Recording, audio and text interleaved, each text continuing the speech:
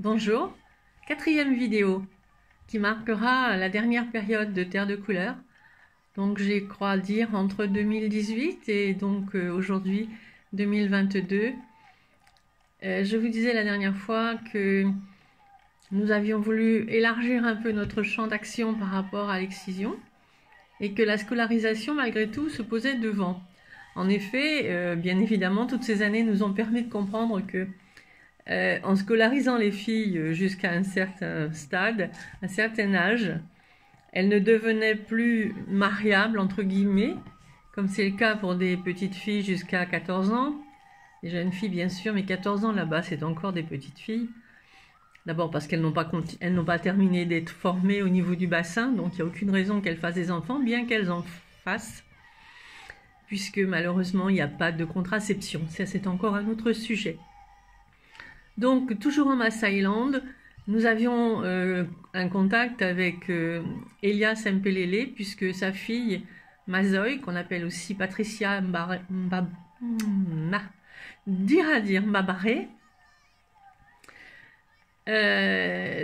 Patricia Mazoy était avec nous en suivi depuis plusieurs années. Son père nous a donc fait connaître l'école qu'il avait créée il y a maintenant une douzaine d'années, donc qui est dans le sud du Kenya, pas loin de Loitokitok. Ça s'appelle Antoinette, le lieu, et l'école Natumus Junior Academy. Environ 160 enfants sont là-bas, donc bien sûr aussi des filles. La proportion est quasiment 50-50. C'est le cas maintenant, jusqu'en primaire, jusqu'à la fin du primaire. De toute façon, nous avons décidé, Terre de couleur, de ne plus continuer à aider les filles au-delà de ces années fin de primaire qui sont un peu différentes de celles en France.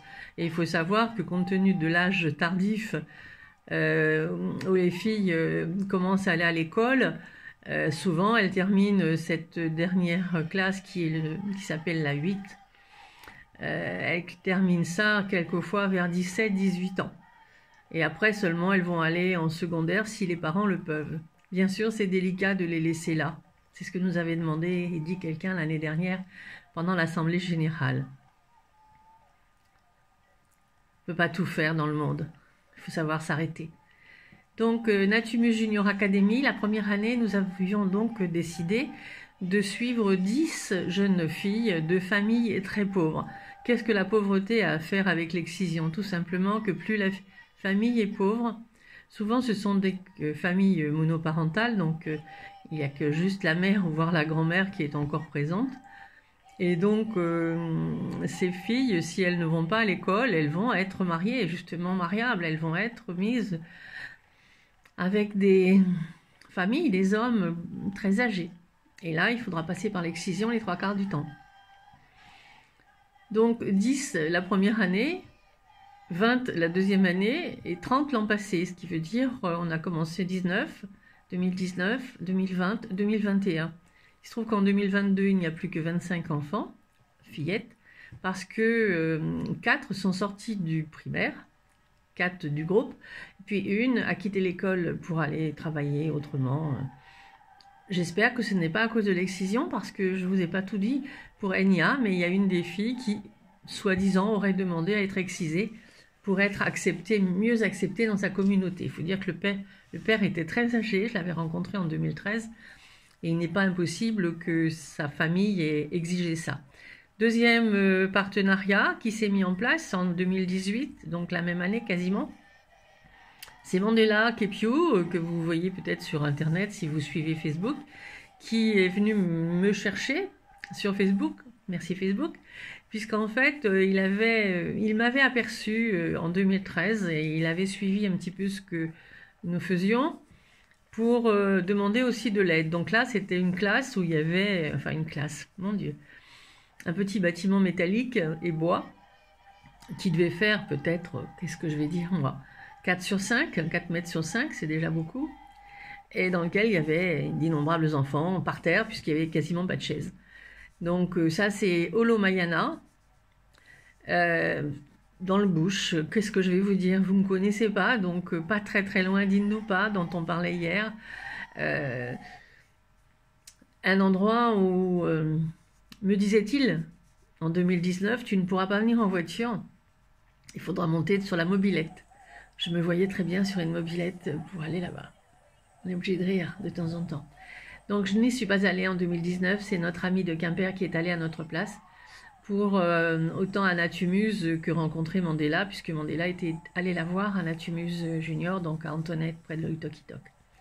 Voilà, c'est un partenariat particulier là, puisqu'en fait ce que nous faisons, c'est que nous aidons donc Mandela et la communauté à agrandir l'école, ou du moins à faire que cette école soit, entre guillemets, reconnue. Tellement reconnue qu'il y a une centaine d'enfants maintenant, alors qu'au début, il y en avait à peine 25. Mais à partir du moment où des enfants ont droit à un uniforme, ce qui a été le cas, puisque nous avons aidé Mandela à acheter les uniformes et que nous avons aussi, par 2 ou 3, 4 reprises, fait de l'aide alimentaire dans la communauté. Il faut savoir que nous plaignons du Covid, mais chez eux, ça a été dramatique.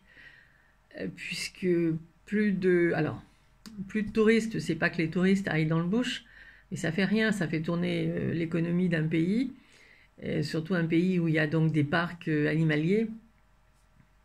Vous en avez tous entendu parler, hein, près du Kilimandjaro, que ce soit en Amboseli, Masai Mara, ou même celui qui est à Nairobi. Donc là, plus de touristes, plus de commerce, plus de travail, des interdictions de déplacement, des écoles fermées, donc ça a été assez dramatique et nous avons fait de l'aide alimentaire. On sort, on va dire, de notre sujet principal. C'est pas tout à fait vrai. En fait, ce stop excision est lié à la pauvreté, donc à la scolarisation, et bien évidemment, plus les villages sont pauvres et moins ils peuvent aider, parce que nous ne payons pas toute la scolarité. Enfin, je parle des filles de Natumus Junior Academy. Pour l'Omayana, nous n'avons pas d'enfants précisément, on aide l'école et la communauté en général. C'est un peu différent. Mais nous avons quand même, pour 2021, les comptes sont terminés, un budget au-delà de 10 000 euros d'actions faites sur place. Également d'acheter des machines à coudre pour un autre petit village, où là, les femmes n'ont pas du tout de revenus. Donc, il faut toujours penser à tout ce qui est autour. C'est pas possible de rester bloqué sur un sujet excision. Stop FGM, stop excision, c'est bien. Mais qu'est-ce qu'il y a autour? Donc n'oublions pas d'ouvrir un petit peu notre vision des choses et puis de nous dire que tout ce que nous faisons, c'est de toute façon bien, même si ce n'est pas suffisant. Mais quand même, moi je compte beaucoup sur vous, le membre du conseil d'administration compte bien sûr sur vous, tous qui voulaient éventuellement venir nous rejoindre, ou tout simplement être donateur, ou tout simplement être membre de Terre de Couleur. Mais sincèrement, on ne vous demande pas d'aller sur place, bien que, si quelqu'un veut y aller, c'est avec un grand plaisir, puisque pour l'instant, je n'ai pas l'intention de continuer à voyager. Voilà Terre de Couleur, si vous voulez en savoir plus, vous n'hésitez pas.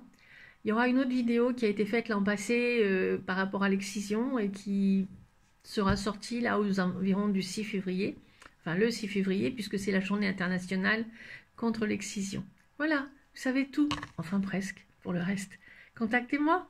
Au revoir.